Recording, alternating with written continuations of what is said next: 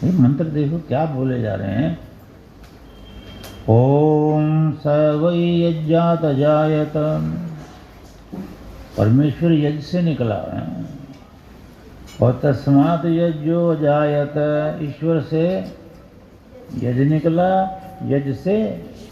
ये अर्थ करेंगे हम, जैसे इसका अर्थ क्या है, ये है ईश्वर ने चारों वेद दिए, उसमें यज्ञ का बता दिया कि भाई यज्ञम करो, यज्ञ करो। ईश्वर से यज्ञ निकला। अब जब तक हम यज्ञ नहीं करेंगे तो ईश्वर नहीं निकलेगा। और यज्ञ कर करके ऋषि मुनियों ने ईश्वर को प्रत्यक्ष कर लिया, यज्ञ से ईश्वर को निकाल लिया, यानी यज्ञ कर करके ईश्वर को निकाल लिया, प्रकट करा दिया, दर्शन कर लिए। मैं ज्योति स्वरूप है ना, निराकार है। मतलब ये वेद जब तक कोई सुनेगा नहीं और इस पर श्रद्धा नहीं रखेगा कि भगवान की वाणी है, तो तब तक। और मैंने तो बहुत बार समझाने की कोशिश की है कि क्यों भगवान की वाणी है ये। कोई बताओ क्यों भगवान की वाणी है ये।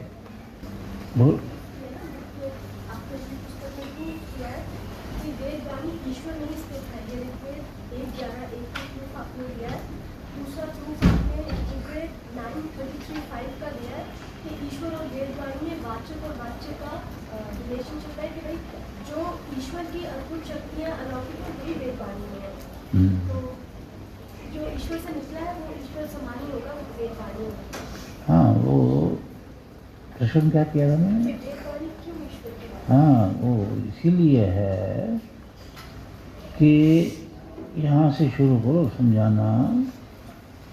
ज्ञान दिए बिना ज्ञान, ऋषियों ने मुनियों ने तपस्या से अपना अनुभव शास्त्रों में भी लिख दिया, वेदों का अनुभव किया उन्होंने कि ईश्वर से जब सृष्टि रचता है वो, तो उस वक़्त बोलो ज्ञान देने वाला कोई होता नहीं। अब जब तक कोई ज्ञान नहीं देगा, ये नियम है प्रकृति का, तब तक ज्ञान नहीं। फिर ईश्वर रचना करके वेद का ज्ञान देता है चार ऋषियों को अपनी सामर्थ्य से। वो ज्ञान चार ऋषियों में जब आ जाता है तो ऋषि ब्रह्मा को, ब्रह्मा से गुरु परंपरा शुरू हो जाती है। ऋषि अपने शिष्यों को देता है, शिष्य आगे ऋषि बन जाते हैं, वो अपने शिष्यों को, ये आज तक चली आ रही है परंपरा। फिर भूल गया मैं, प्रश्न क्या था? हाँ, वो मतलब उस वक़्त ज्ञान देने वाला कोई नहीं होता ईश्वर के सिवाय।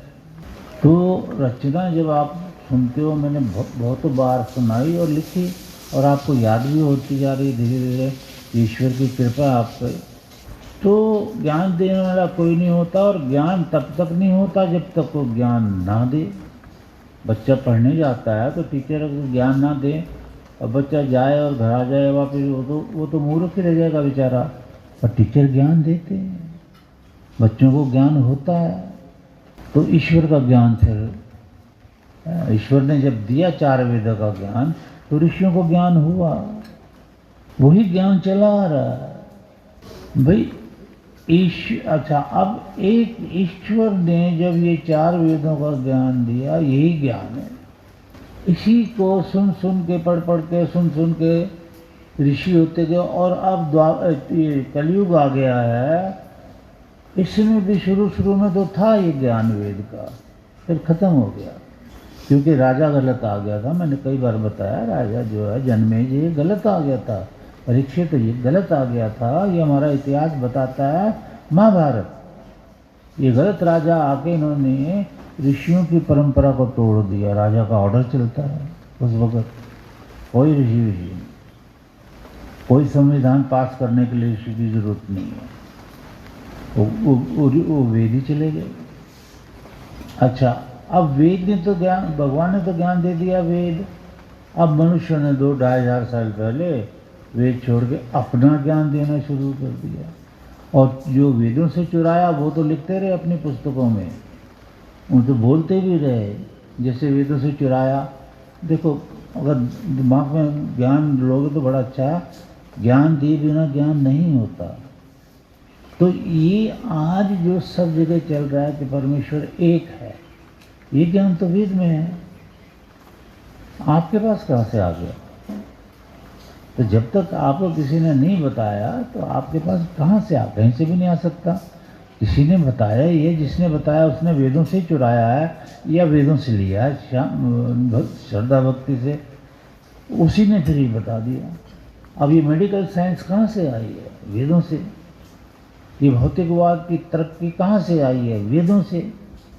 पर अब कोई मानता ही नहीं। जैसे डीसी करंट तैयार करना है, तो यजुर्वेद में आपको कई बार सुना है ना, भगवान ने ये कहा कि एक आदमी जा रहा है और एक पैर ये है और एक पैर ये है, और मानो कि उसके ये आपस में मिले हुए चल रहे हैं, साथ रगड़ खा रहे हैं। ये पट बोलते हैं ना इसका, और क्या बोलते हैं, तो कहते जैसे ये चलते हैं तो इसमें इलेक्ट्रिक पैदा होती है। यजुर्वेद में समझाया है कि इसमें इलेक्ट्रिक पैदा होती है। ऐसे आप किसी पत्थर को पत्थर से रगड़ेंगे वहाँ भी होगी, ऐसे किसी भी चीज़ को किसी चीज़ से रगड़ोगे तो ये इलेक्ट्रिक पैदा होगी। ये डीसी करंट है, डायरेक्ट करंट। तो साइंटिस्टों ने डीसी करंट निकाली है। फिर एक जगह ईश्वर ने कहा कि भाई जो पानी से बिजली बनाओ, पानी से चलाओ, फिर वो मैग्नेटिक फील्ड तैयार होगा, उसमें बिजली आप लो। तो मतलब कहने का ये है कि भगवान अगर ये चीज़ें ना बताता तो आपको कैसे पता चलती है चीज़ें? क्यों? फंडामेंटल क्या है कि ज्ञान दिए बिना ज्ञान नहीं होता। आप पढ़ते हो लिखते हो तो वो प्रोफेसर वगैरह पहले ज्ञान देते हैं आपको, और उन प्रोफेसरों ने अपने प्रोफेसर से लिया, उनने अपनों से लिया, ये जाके टिकता है वेद पर। ये सत्ययुग त्रेता द्वापर में वेदों से लिया, साइंस वगैरह जो भी है संसार में ज्ञान, तो भक्ति का ज्ञान भी वेदों में देखिए आज सामने है ना। तो इस ज्ञान को, fundamental law of the nature, इसको याद कर लो कि ज्ञान तब होता है जब कोई ज्ञान दे, बस। तो जैसे कोई घूमने जा रहे हैं, भाई किसी को पता ही नहीं कि ये सतूत का पेड़ है, तो वो आपसे पूछता है, मानो है, अज्यूम करो, तो भाई ये किस चीज़ का पेड़ है, आपको पता है? तो आप बताएंगे ये तो सतूत का पेड़ है, ये खाया जाता है इसका फल। तो कहेगा यार आपने मुझे बताया, मुझे तो पता ही नहीं था। मतलब ज्ञान दिए बिना ज्ञान हो ही नहीं सकता।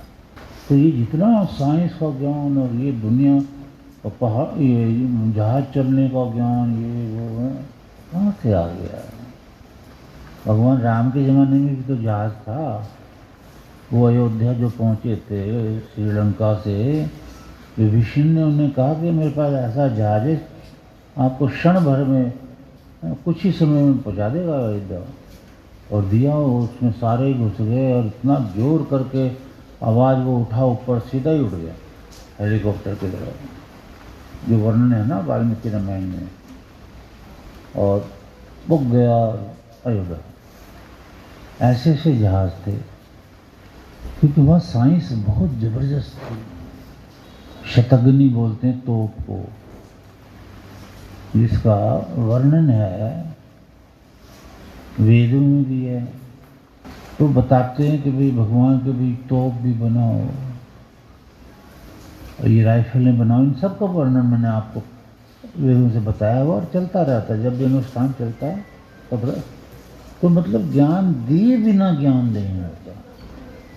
तो ईश्वर का ज्ञान भी ईश्वर ने जब सबसे पहले दिया 4 ऋषियों को, 4 ऋषियों ने आगे ब्रह्मा को, ब्रह्मा ने शिष्यों को, तो वो दे रहे हैं तो वो ले रहे हैं, वो दे रहे हैं तो वो ले रहे हैं। ये परंपरा तोड़ दी कलयुग में। ये जो परंपरा तोड़ के, और जो वेदों से जो कुछ सुना सुनाया, ये वो रटा, उन्होंने रटा बकरा, तो 2-2,500 साल पहले किताबें लिख दी।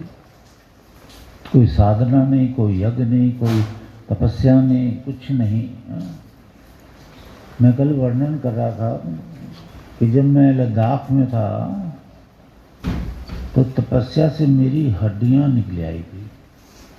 मैं डंडे का सहारा लेके चलता था और मुंह से निकलता ऐसे करके। जंगलों पहाड़ों में रह के हमने तो तब किया।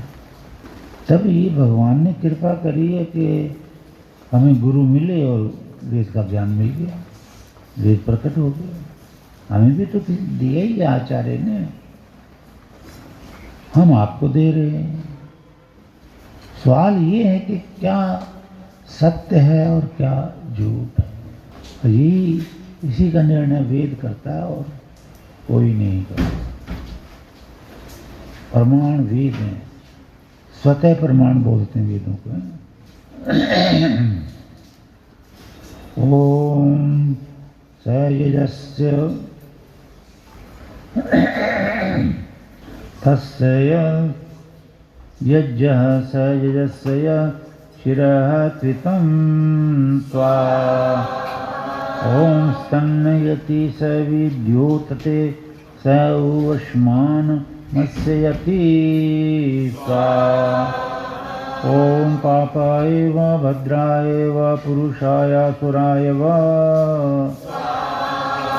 ओम यद्वा कृष्णो अकृणोषयोषधीर यद्वा वर्षसि भद्रया यद्वा यन्नयमविवृधः स्वा ओम तवांस्ते मघवन महिमोपो न तन्वः शतं सा ओम को न बद्धवे बद्धानि यदि वाचि नैर्बुधं सा। थोड़ा इस पर चिंतन करते हैं। इतना अच्छा ज्ञान है, ये भी सुनने लायक है। वैसे सुनाया तो मैंने पहले भी कि जो वेद वाणी में बाधा डालते हैं ना, उनकी कामनाएं कभी पूर्ण नहीं होती। ये श्राप सा दे रखा वेदवाणी ने। एक ये कहा कि जो वेदवाणी के गुण नहीं जानते कि वेद क्या है और अपने आत्मा को वो गंदा करता है, तो मनुष्य का जन्म है कि वेद वाणी के गुणों को जानो, उन्हें अपने जीवन में धारण करो। ऐसा ही है। और उसकी शारीरिक अवस्था भी बिगड़ जाती है।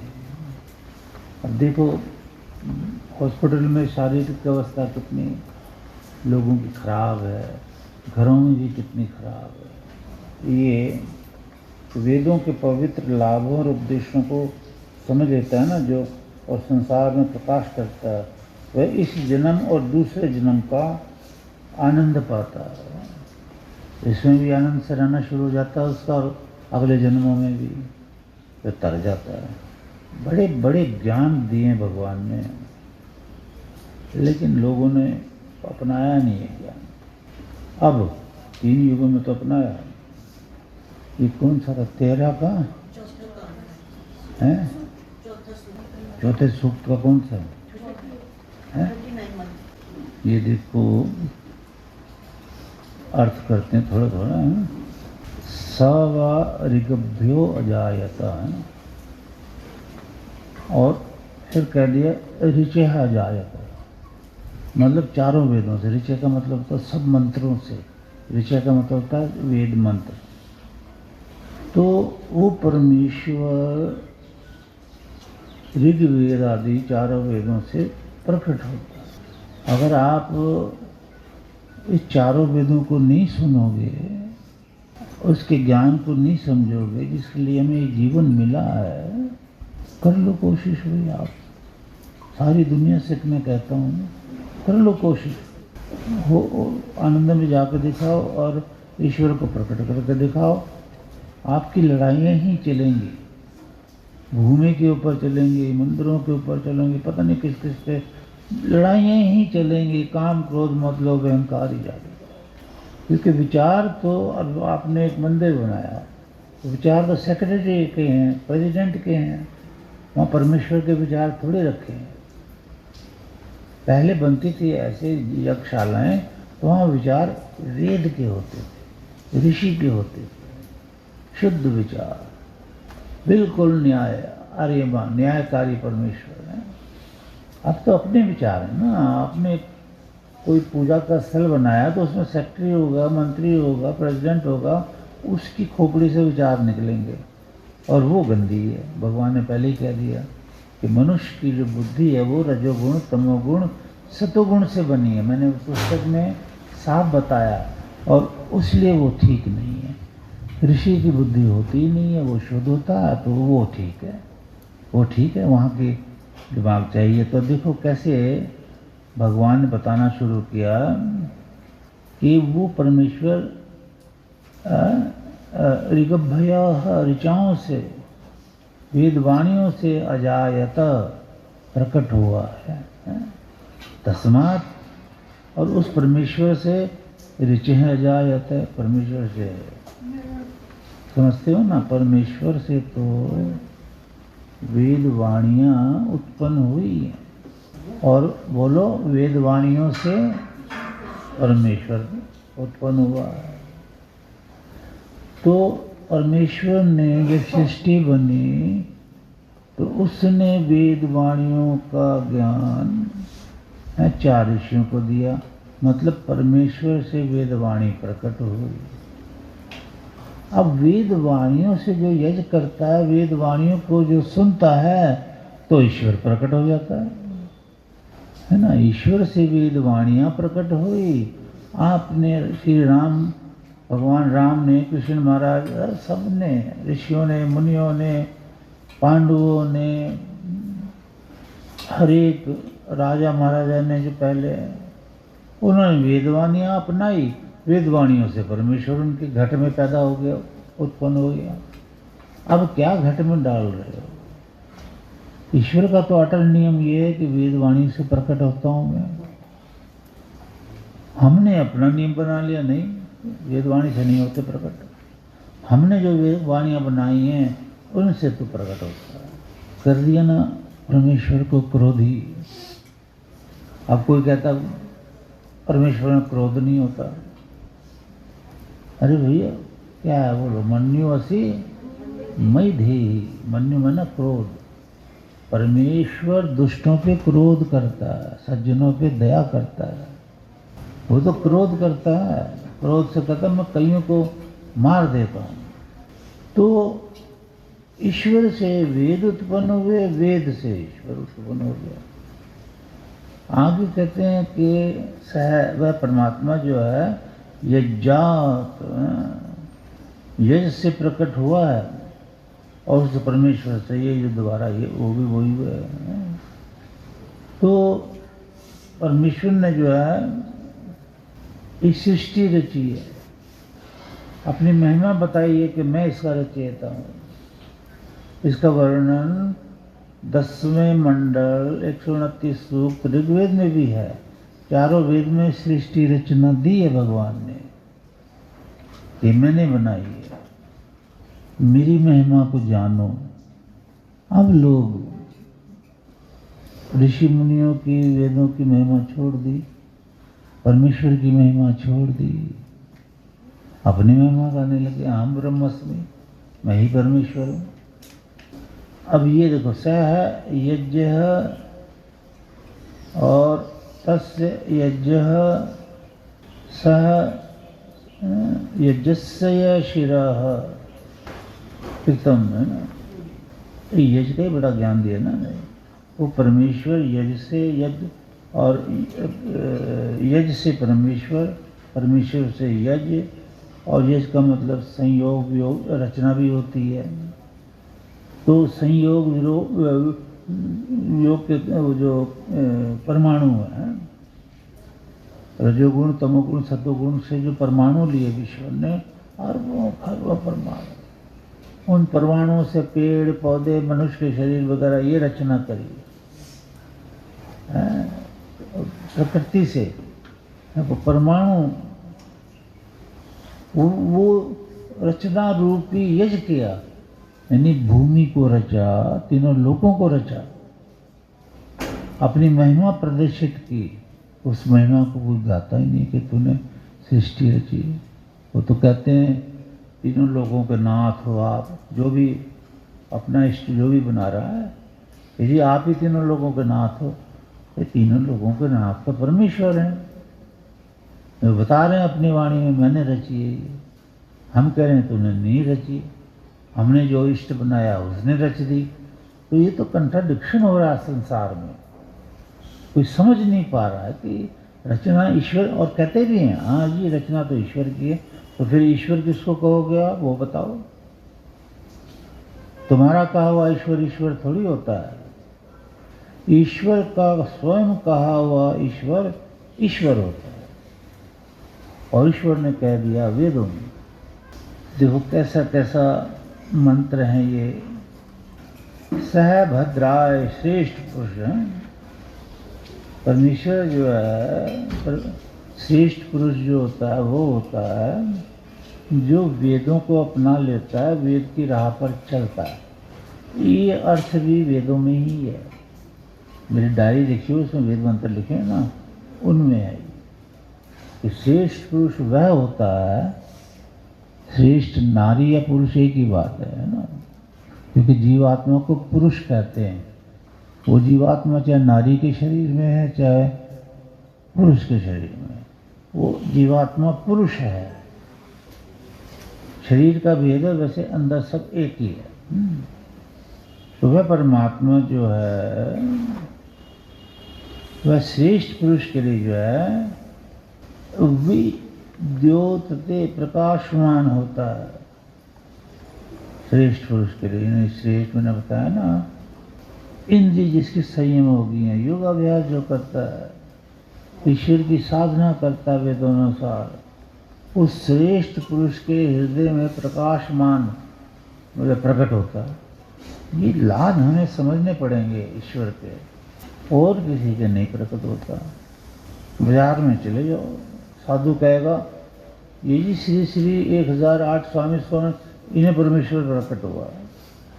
ये जो है पहाड़ों पे तपस्या करते हैं, इन्हें परमेश्वर प्रकट हुआ। कौन सी तपस्या भाई? वेद तो आप जानते नहीं। तपस्या तो अष्टांग योग और वेद सुनना, ये तपस्या है। पानी में खड़े होकर कहते हो तपस्या हो गई है, लोहे पे लेट जाते हो तो कह रहे हैं हम तपस्या कर रहे हैं। पाखंड इतना फैल गया है दुनिया में, बहुत ज़्यादा फैल। ये कुछ और वर्णन देखो कितना अच्छा है कि हम प्रार्थना करें ऐसे। भगवान कहता है इस तरह से आप प्रार्थना करो। ये जितना भी सुन रहे हो आप, 50वां मंत्र है सामवेद का, श्रुतम तपः, ये तपस्या है आपकी। कान से जो वेद श्रुति शुद्ध करना है, कानों से वेद सुनो। श्रुतेन मा विराधति, कभी मत छोड़ो सुनना। हम ये ईश्वर की आज्ञा भूल गए। लोग सब कुछ भूल जाते थे लेकिन वेद सुनना नहीं भूलते थे, दोनों टाइम की साधना नहीं भूलते थे। ये तो बड़ा गलत काम हो गया कि सारी जगह पाप फैल गए। जब सूर्य नहीं निकलेगा तो अंधकार ही तो होगा। वेद तो ज्ञान का सूर्य है। जब वेद के ज्ञान का सूर्य हम अपना नहीं रहे, सुन नहीं रहे, तो अंधकार, अज्ञान, पाप ही तो फैलेगा। कर लो जो मर्जी पूजा कर लो, वहाँ पाप मिलेगा, वहाँ पैसों की हेरा फेरी मिलेगी, बहुत कुछ होगा। क्योंकि वेद सतमार्ग है, उस पर हम चलते नहीं हैं। तो फिर हमारे मंत्रीगण भी चुनने पड़ेंगे, देखने पड़ेंगे भाई ये हेरा फेरी करते हैं कि नहीं करते हैं। इन्हें भी तो वेद का ज्ञान नहीं है। और भगवान कहते हैं वेद में कि राजा को वोट मत दो अगर वो वेद नहीं जानता। तो इस बात को अब कौन अपनाता है?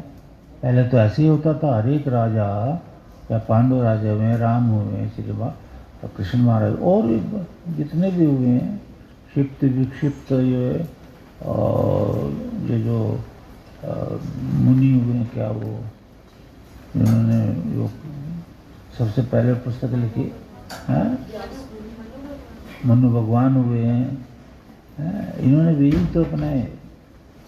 उस वक्त और किताब भी नहीं थी, तो मैंने तो ज़्यादा ध्यान ही वेदों पे दिया। मैंने विचार किया, विचार करो बस, जब कोई किताब नहीं थी, कोई धर्म नहीं था, कोई कुछ नहीं था, तो वेद थे। वेद थे तो ऋषि मुनि थे, तपस्वी थे, इंद्रिय संयमी थे। वेद चले गए, सारा पाखंड फैल गया। तो वेद अपनाओ, वेद अपनाओ, वेद सुनो, आमंत्रित करो विद्वानों को, या दरबार में पहुंचो कहीं भी, वेद सुनने के लिए, पाखंड सुनने के लिए नहीं है। याद रख लो, दोबारा दोबारा बताता हूँ कि वेद में कोई पाखंड नहीं है, वेद में कोई धर्म का नहीं है कि हिंदू मुस्लिम सिख ईसाई पारसी जैन ये भगवान ने नहीं बनाए हैं, और वेद में कोई कहानी नहीं है। वेद में ज्ञान ही ज्ञान है।